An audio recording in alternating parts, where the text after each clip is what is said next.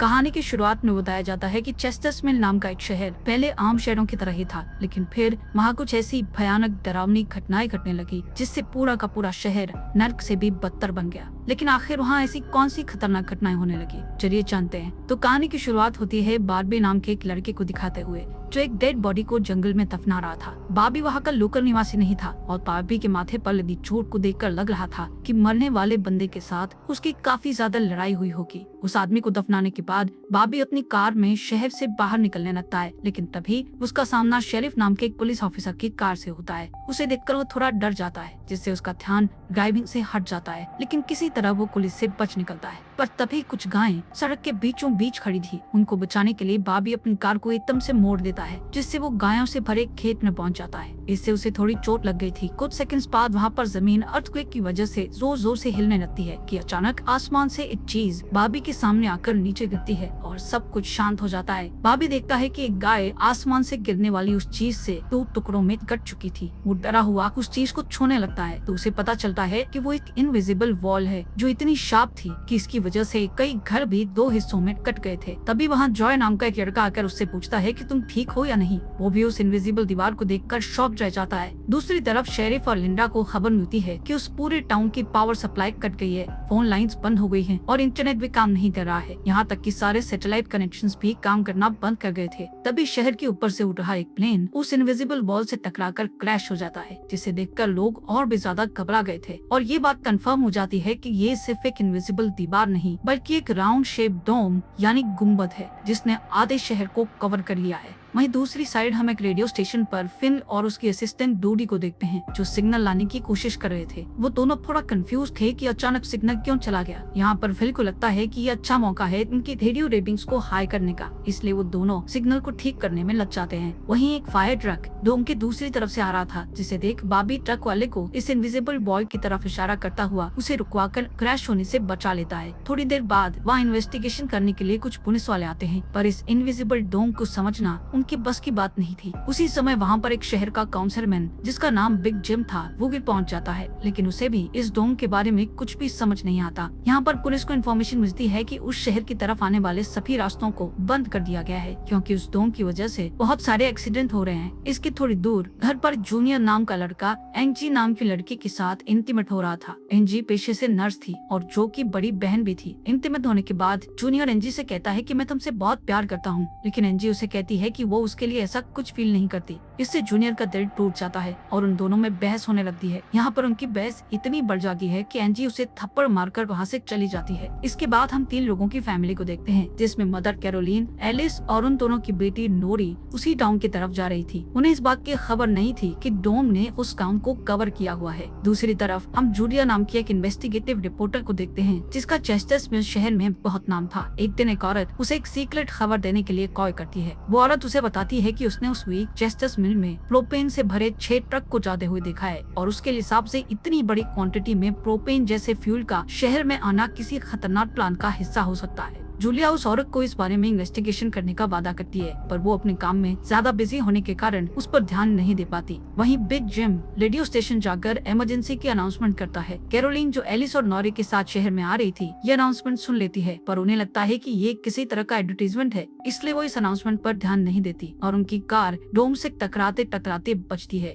क्योंकि उससे पहले दूसरी तरफ से आ रहा एक ट्रक डोम से टकराकर क्रैश हो जाता है, जिसे देखकर वो तुरंत अपनी कार की ब्रेक लगा देती है। इतने बड़े इंसिडेंट को देखकर नौरी के दौरे पड़ने लगते हैं, जिससे वो बेहोश हो जाती है, लेकिन बेहोश होने से पहले वो किसी पिंक स्टार के बारे में कहती है। अब यहाँ से नौरी को जल्दी से हॉस्पिटल में ले जाया जाता है, जो कि टाउन में होने वाली घटनाओं से घायल हुए लोगों से भरा पड़ा था। वहीं जूलिया और बार्बी घायल हुए लोगों को हॉस्पिटल ला रहे थे। इसी हॉस्पिटल में जूलिया का हस्बैंड भी डॉक्टर था। वो उससे मिलने जाती है, लेकिन उस वक्त उसका हस्बैंड हॉस्पिटल में नहीं था। हॉस्पिटल में जूलिया को पता चलता है कि उसका हस्बैंड संडे को कभी काम नहीं करता था, पर वो जूलिया को हमेशा झूठ बोलता आ रहा था। हॉस्पिटल के बाहर हम बार्बी और एंजी को मिलते हुए देखते हैं। दोनों को साथ देखकर जूनिया के अंदर एक अलग सी जलन पैदा होती है। वहीं अब टाउन के बॉर्डर्स को सैनिकों द्वारा सील कर दिया जाता है। बहुत सारे साइंटिस्ट और एक्सपर्ट्स को भी कि अजीब व गरीब मुसीबत का असल कारण नहीं पता चलता। पर कुछ घंटों बाद बिग जिम प्रोपेन के बारे में बात करने के लिए शेरिफ से मिलता है। यहाँ पर उनकी बातों से हमें पता चलता है कि उनको इस डोम के बारे में पहले से थोड़ा बहुत पता था, पर वो इस पर खुलकर बात नहीं कर रहे थे। वहीं बॉबी को उस टाउन में एक दिन के लिए रुकना था और उसके पास ठहरने के लिए कोई जगह नहीं थी, इसलिए वो अपनी कार में ही रात बिताने का फैसला करता है। तभी जूनियर उसके पास आता है और उसे एंजी से दूर रहने को कहता है। धीरे धीरे उसकी बात धमकी में बदल जाती है।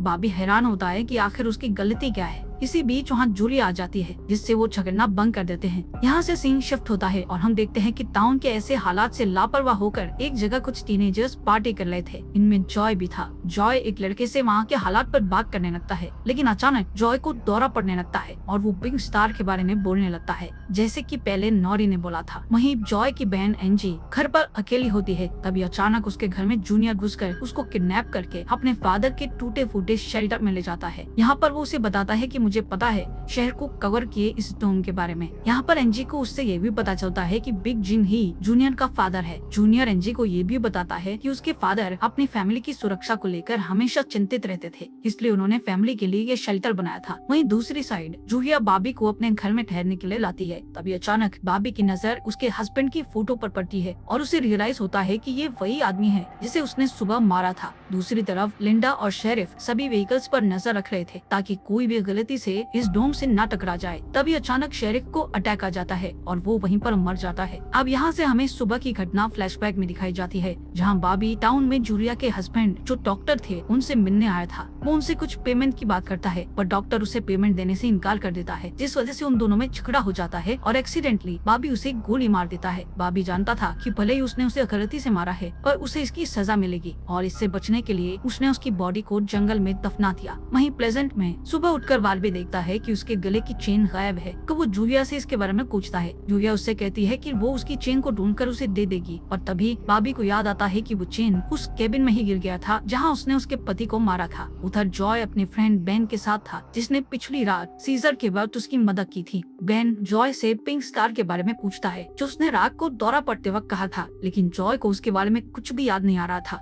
वहीं रेडियो स्टेशन में डोडी एक स्पेशल डिवाइस की मदद से डोम के बाहर वाले लोगों से कांटेक्ट करने में सक्सेसफुल हो जाती है। वो सोल्जर्स को आपस में बात करते हुए सुन सकती थी, पर वो उनसे कुछ नहीं कहती। वहाँ सोल्जर्स भी कंफ्यूज थे कि आखिर ये इनविजिबल बॉय क्या है। दूसरी तरफ बिग जिम रेस्टोरेंट में बैठा ब्रेकफास्ट कर रहा होता है कि लिंडा वहाँ आकर उसे शेरिफ के मरने की खबर सुनाती है, जिससे वो लोग तुरंत बंकर में डेड बॉडीज को दफनाने वाले के पास जाते हैं, जिसका नाम लेस्टर था। उधर एंजी शेल्टर में किसी को मदद के लिए बुलाने की पूरी कोशिश करती है, पर वो कामयाब नहीं होती। तभी जॉय वहाँ आता है और उसे चेन के जरिए बेड से बांध देता है। वहीं बिग जिम लेस्टर को अपने साथ लेकर आता है, जो कि शेरिफ का ही दोस्त था। शेरिफ की मौत से वो बहुत दुखी और परेशान हो जाता है। जब लिंडा उनके आसपास नहीं होती, तब वो और बिग जिम पिछले महीने होने वाले प्रोपेन के इंपोर्ट के बारे में बात करते हैं कि प्रोपेन के इंपोर्ट में उन तीनों का ही हाथ था और उन्होंने टाउन वालों से ये बात छुपाई थी। शेरिफ की मौत से ये कंफर्म हो गया था कि वो उनकी इन्वॉल्वमेंट के बारे में किसी को कुछ नहीं बता पाएगा, जो कि उनके लिए अच्छी खबर भी थी। उसी दिन बाद में लिंडा पुलिस स्टेशन आती है तो देखती है कि बिग जिम शेरिफ के ऑफिस में कुछ ढूंढ रहा है। लिंडा के पूछने पर जिम उसे कहता है कि वो वहाँ शेरिफ की वसीयत के पेपर्स ढूंढ रहा है, लेकिन असल में वो वहाँ प्रोपेन के इंपोर्ट से जुड़े पेपर्स को ढूंढने आया था, जो उसे और लेस्टर को परेशानी में डाल सकते थे। वो तुरंत बाहर आकर शेरिफ को बताता है कि मुझे लगता है वो पेपर शेरिफ के घर में होंगे, जिन्हें लाने के लिए वो लेस्टर को तुरंत उसके घर भेजता है। इसी बीच जूलिया जल्दी से रेडियो स्टेशन पर टूडी के पास जाती है, जहाँ वो देखती है कि वो लोग डिवाइस के जरिए डोम के बाहर खड़े सैनिकों की बातचीत सुन सकते हैं। उनकी बात सुनने पर जूलिया को पता चलता है कि वो लोग जमीन खोद कर डोम को बाहर निकालने की कोशिश कर रहे हैं, पर वो इस काम में कामयाब नहीं हो पा रहे हैं। इसके बाद जूलिया रेडियो के जरिए पूरे टाउन में डोम वाली खबर को फैला देती है, जिससे लोगों में डर पैदा हो जाता है और लोग घबरा जाते हैं। वहीं जॉय और बेन बॉर्डर के पास साइंटिस्ट को अपना काम करते हुए देखते हैं। साइंटिस्ट ये देखते हैं कि डोम के ऊपर पानी का क्या असर होता है, पर उन्हें ज्यादा कुछ समझ नहीं आ रहा था, जिससे वो किसी नतीजे पर नहीं पहुंच पाते। वहीं जॉय देखता है कि ये डोम एक छलनी की तरह है। वो बेन से बताता है कि इस डोम में से बिल्कुल मामूली सा पानी आर पार जा सकता है,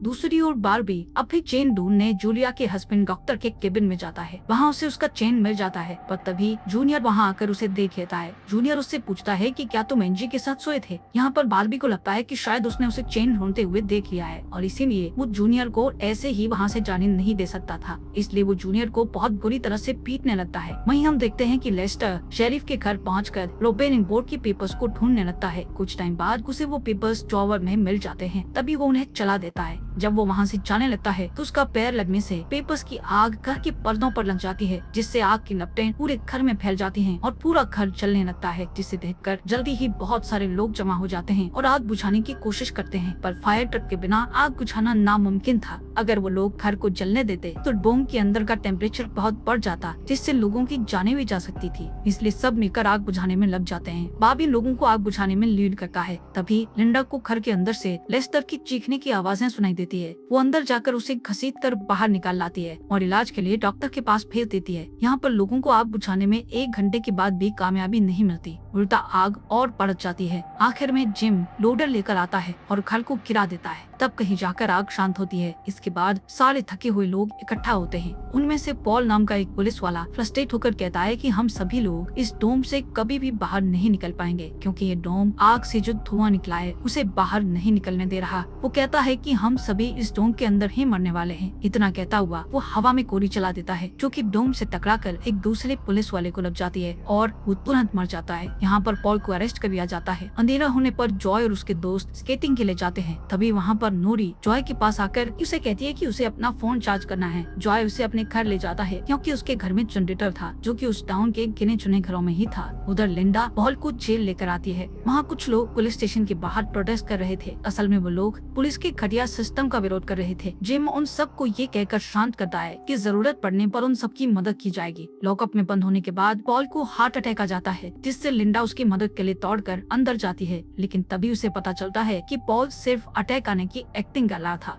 इसी मौके का फायदा उठाकर पॉल उसे धकेलकर उसे लॉकअप में बंद करके वहाँ से भाग जाता है। इधर बंकर में जूनियर फिर से एनजी के पास जाता है। एनजी समझ चुकी थी कि अगर उसे यहाँ से निकलना है तो उसे जूनियर को झूठे जाल में फंसाना पड़ेगा, इसीलिए वो उससे अपने बचपन की यादें साझा करती है, जब वो दोनों एक बंद टनल में जाया करते थे, और कहती है कि हो सकता है डोम का टनल पर कोई असर नहीं हुआ हो तो वो लोग बाहर जा सकते हैं। यहाँ पर एनजी सोचती है कि अब वो उसके प्यार के जाल में फंस गया है तो शायद वो उसे छोड़ दे, लेकिन ऐसा कुछ नहीं होता। जूनियर अकेले ही उस टनल में जाने का प्लान बनाता है। वहीं जिम जब पुलिस स्टेशन में आता है तो पॉल की जगह लिंडा को लॉकअप में बंद देखता है। वो तुरंत उसे लॉकअप से बाहर निकालता है। उन्हें पता चलता है कि पॉल अपने साथ एक राइफल और कुछ गोलियां लेकर गया है। लिंडा तुरंत उसकी तलाश में जंगल की ओर निकल जाती है, क्योंकि उसे पता था कि पॉल अक्सर शिकार करने जंगल की तरफ जाया करता था। वहीं जिम पॉल को पकड़ने के लिए एक टीम तैयार करता है। उधर रेस्टोरेंट में बैठे कैरोलिन को नौरे की फिक्र हो रही थी, क्योंकि वो पिछली रात अपनी दोनों मदर्स को बिना बताए जॉय के घर रुक गई थी। वहीं जिम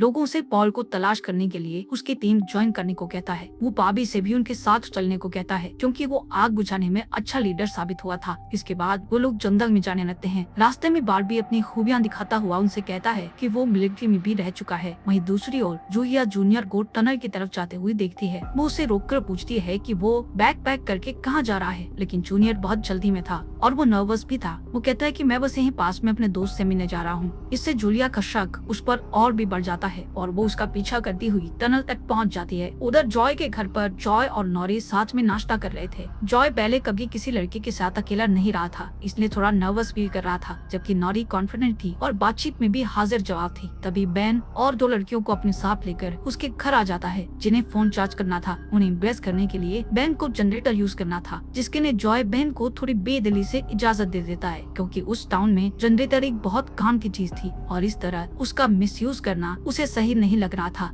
उधर जंगल में हम देखते हैं कि सर्च टीम पॉल को ढूंढ लेती है, पर उसी टाइम पॉल एक लड़के की टांग में गोली मार देता है। दूसरा लड़का भी उसे संभालने के लिए वहीं रुक जाता है, जबकि जिम और बार्बी पॉल के पीछे भागते हैं। दूसरी तरफ जूनियर टनल के आखिरी सिरे पर पहुंच जाता है, जहां पहुंचकर उसे पता चलता है कि डोम ने टनल को भी कवर किया हुआ है। वो दीवार के बिल्कुल करीब पहुंच जाते हैं, जिससे उसकी टॉर्च जलने लगती है। तभी जूलिया वहाँ आकर उसे वार्न करती है। जूलिया को देखकर जूनियर को बहुत गुस्सा आता है, क्योंकि वो उसका पीछा कर रही थी। इस बाद से जूनियर पागलों की तरह उस इनविजिबल वॉल को मुक्के मारने लगता है, जिससे जूलिया उसे रोकती है। फिर दोनों बैठकर बात करने लगते हैं। जूलिया उसे बताती है कि अपने पास्ट में की गई एक गलती की वजह से वो जर्नलिस्ट की इस बेकार सी जॉब में फंस गई है। उधर जॉय का घर लोगों से भर जाता है जो अपनी अपनी जरूरत के लिए उसके जनरेटर को यूज करने के लिए आए थे। एक बदमाश लड़का लोगों से जनरेटर यूज करने के बदले में पैसे वसूलने की कोशिश करता है, जो कि उसका था ही नहीं, लेकिन उसके खिलाफ बोलने की किसी में हिम्मत नहीं थी। ये देखकर नौरी सब कुछ हैंडल करने के लिए आगे बढ़ती है और मामला और भी ज्यादा गर्म हो जाता है। लेकिन इससे पहले कि कुछ गलत होता तभी लाइट ही चली जाती है। नौरी इस बात से बहुत खुश होती है कि जॉय ने उस बहस में उसका साथ दिया। वहीं जंगल में बॉबी और जिम पॉल तक पहुंच जाते हैं, पर पॉल ने अपनी राइफल निकाल रखी थी, जिससे वो जिम को मारने ही वाला था कि तभी पीछे से लिंडा आकर उसे शूट कर देती है। दूसरी साइड कैरोलीन जॉय के घर जाकर अपनी बेटी नोरी से मिलती है। वो नोरी से कहती है कि उसे थोड़ा जिम्मेदार बनना चाहिए। उसकी डांट सुनकर जॉय और नोरी